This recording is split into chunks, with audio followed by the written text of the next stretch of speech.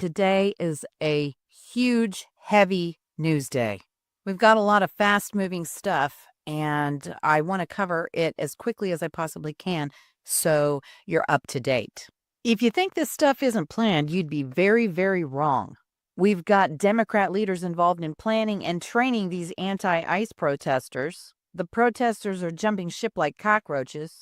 Bill O'Reilly just exposed an American billionaire who's funneling money from his location in China to the Democrats with all this stuff. And of course, there's the surrender of Tim Walz to Donald Trump. So let's get started. Besides Peggy Flanagan, the Lieutenant Governor of Minnesota, and Amanda Kohler, the strategist for Tim Walz, there's also this guy, Minnesota State Representative Brad Tabaki's anti-ICE training manual. Let's roll the tape.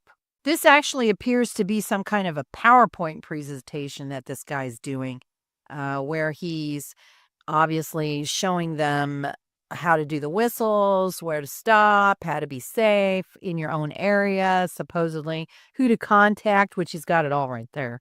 And if you encounter ICE, this is ridiculous. ICE raid rolls. Are you seriously kidding me? ICE encounter, safe and legal observing. They're not observing squat. This is just ridiculous.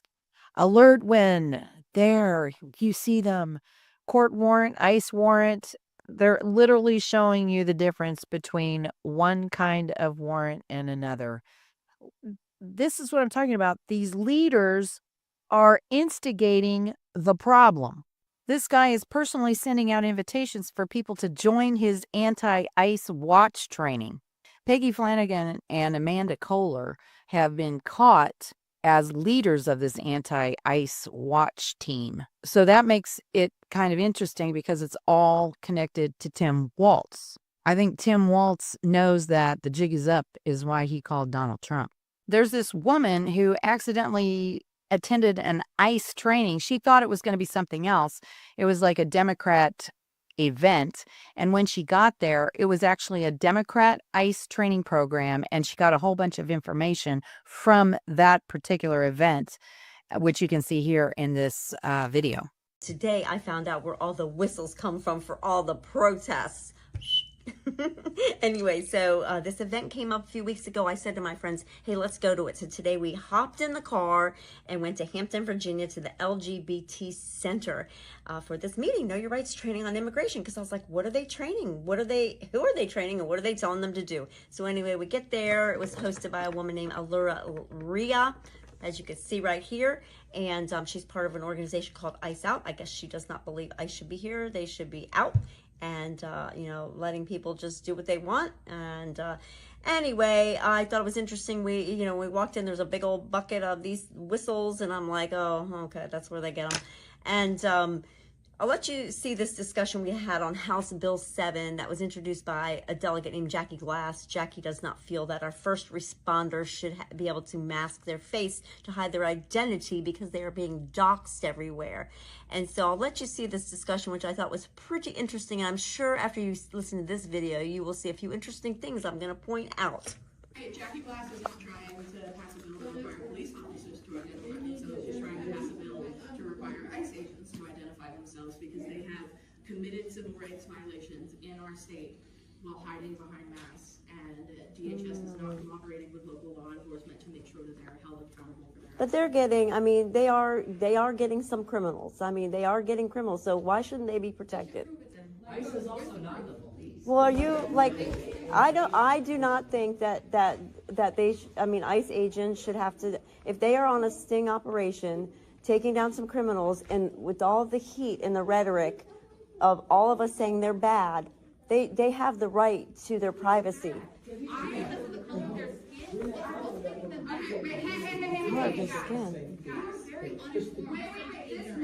I'm ignorant and uninformed. Please stop talking. I am begging you. I understand that It's your opinion. you have your hand raised. That's really cool that you can do that. Please not do that right there.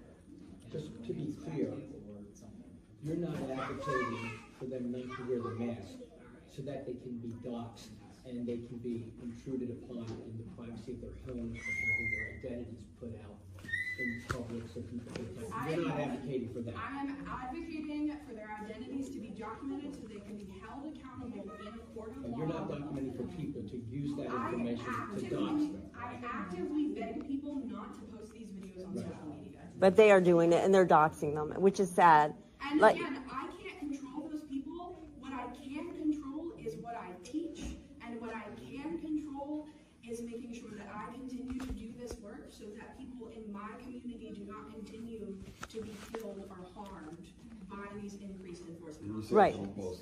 But Please do not post it on social media. But they do. Please, if you manage to support an ICE enforcement operation, you can either takeaway from that video is everybody in that room except for us feels that ICE agents should have their identities exposed because they are out in the communities killing and harming the citizens, and that is not true.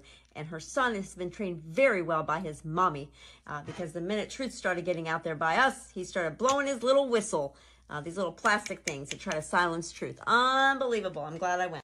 I don't really want to cover the 5-year-old incident because that has been covered like viral. So there's no reason to even go over that. It was just another Democrat talking point that landed nowhere. And if you remember, we're talking about Democrat leaders here. And this is from Kansas, Johnson County, Kansas, which is pretty close to Kansas City, Missouri. And really, it kind of seems like it's in my backyard. She is a commissioner for Johnson County, Kansas, and she's urging her followers to donate and help the illegals and to attend those anti-ICE rapid response groups in Minnesota. As soon as I saw this, I thought, really, Johnson County, can't you do better than that? As you can see here in this video, these protesters are some of the dumbest people that live. Oh, God. No. Oh, God. No. Jesus Christ. There's one gal on, I think it's X, who said that these protesters are clinically stupid, and I have to agree with her 100%. And as you can see in this other video, this is one of the protesters running after she tried to pick up a flashbang.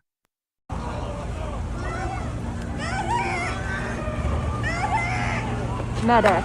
Oh, my God. Oh, my God. Oh, my God. Oh my God. Oh, my God. Okay, so this is an interesting thing that actually I think it's been happening a little longer than we think, but yesterday it came to my attention.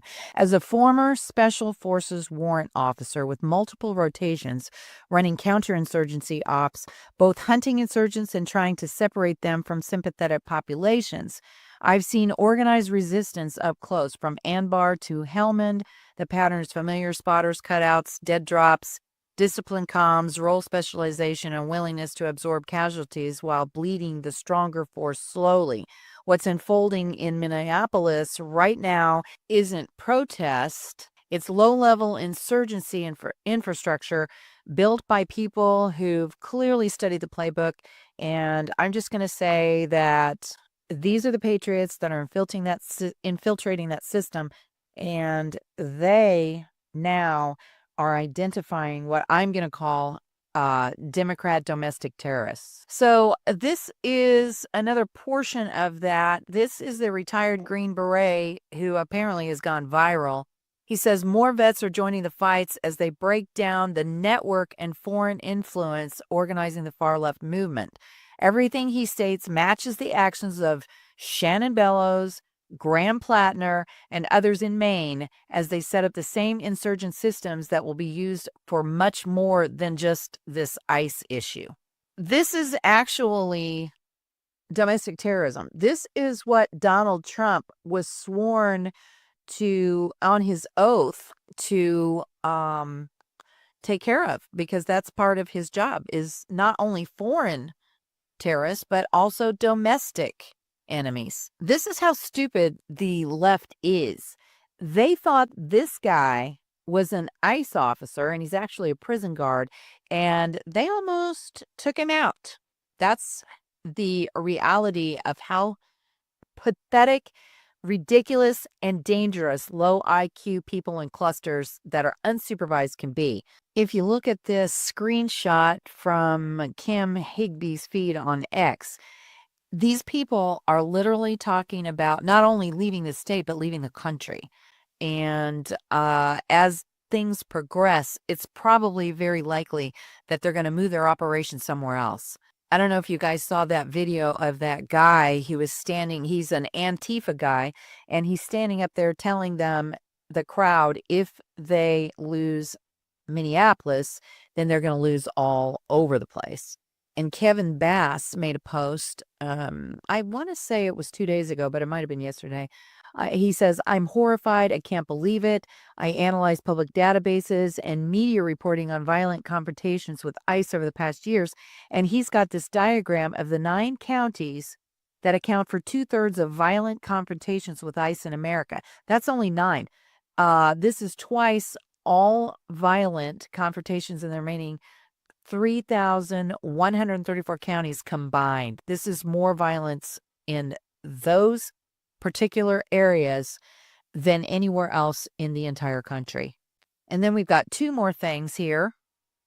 Tim Walz is apparently surrendering to Donald Trump. Now, whether this happens or not, it's kind of hard to say, but the only reason that there's any action being taken by Minnesota State Police and local law enforcement in Minneapolis is because of this phone call with Donald Trump. They're now apparently taking action, the same action they could have taken long ago.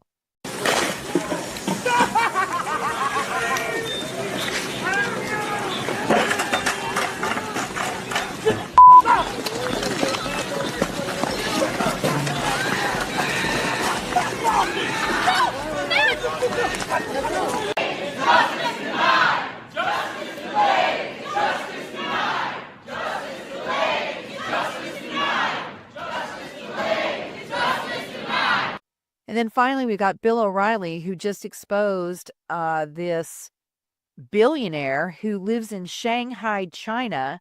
He works with the Beijing government, and he's funneling millions of dollars into the United States to 501c3s, Party for Socialism and Liberation, Democratic Socialist America, Minnesota Immigration Rights Action Committee. He's literally funneling money to terrorists. Here's the most important part of this whole thing, unreported, okay? There is a man in Shanghai, China, an American citizen. His name is Neville Roy Singham. He works with the Beijing government. He is funneling millions of dollars into the United States of America through 501s like Party for Socialism and Liberation, Democratic Socialists of America, Minnesota Immigration Rights Action Committee. There he is, okay? Connecticut-born, 71 years old, billionaire tech guy. He is funneling money here to these radical organizations who are then agitating professional people, communists mostly, because Singham's a communist, all right, to go in and foster rebellion. You heard that story reported? That is absolutely true. The man has been investigated by the FBI in the past, this Singham character, okay? This isn't some organic thing. This is a foreign power, Beijing, using this American citizen who lives openly in Shanghai in luxury, knowing that this man is funneling tens of millions, probably more, into this country to try to destroy the government. What the deuce is that? Where are you, New York Times? All right? That's the second part of the story. There's a local federal story, and there's the international story. And I've had it. You don't like what I'm saying? Blank you, because I'm telling you the truth.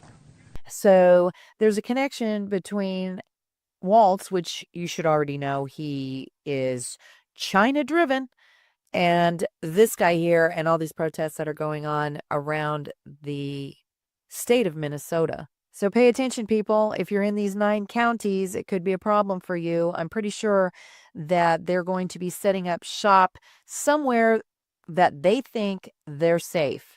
And believe me, they're not safe from us, the Patriots, infiltrating them. So if you have any kind of inkling at all to do something, I would suggest that you infiltrate their online chats and make sure that you report and expose these cockroaches and these domestic terrorists, because they do not like to be seen in the light of day. Well, I'm April Lejeune for the American Matters Radio Show, and I hope that you will not only like and subscribe, but pass around these videos. People need to know.